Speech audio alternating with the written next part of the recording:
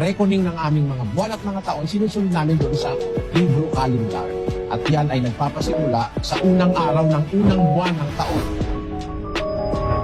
Ang aming sinusunod, yung kalendaryo na sinunod ng ating Panginoong Jesus. At yun ay mayroong mga petsa na sinunod ng mga Hudyo.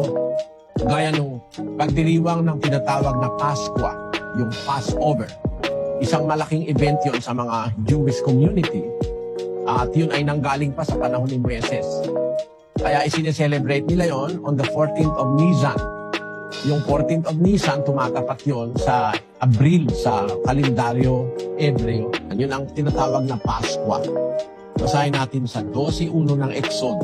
At ang Panginoon ay nagsalita kay Moises at kay Aaron sa lupain ng Ehipto na sinasabi, ang buwang ito ay magiging sa inyo'y pasimula ng mga buwan. Siyang magiging unang buwan ng taon sa inyo. Nung nasa Ehipto sila, sabi ng Diyos kay Moises, ang buwang ito magiging pasimula ng inyong mga buwan. Magiging unang buwan ng taon sa inyo. Kaya bago sila umalis sa Ehipto, nag-prepare na ang Diyos ng kanilang panahunan.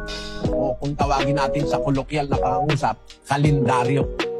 Yung panahunan, yun ang kalendaryo. Ang panahunang Hebreo, nag-umpisa doon sa pag-alis nila sa Ehipto, doon sa gabi na yon. Ang araw sa Hebreo, nag-uumpisa sa gabi. Paglubog ng araw, doon ang umpisa ng panibagong araw. Hindi kagaya sa Romano, na yung kalendaryo Romano, nag-uumpisa yung araw, alas 12 ng ating gabi. Pag alas 12:01, doon nagpapalit ang araw.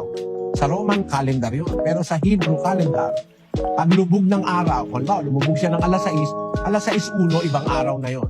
Ang reckoning ng time sa Hebrew calendar ay paglubog ng araw. Ganon doon sa Israel. Nag-umpisa yan noong bago sila umalis sa Ehipto, isang araw na yon.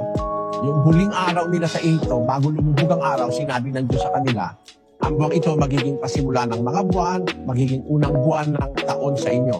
Mula noon, umiral na yung Hebrew calendar. Kaya yun ang aming sinusunod kasi yun ang sinunod ng Panginoong Jesus. Kung kami nagdiriwang ng New Year, ang New Year namin ay yung New Year ng kalendaryo Hebreo na dinatna ng Panginoong Jesus kasi nag-umpisa yon sa panahon pa ni Moises.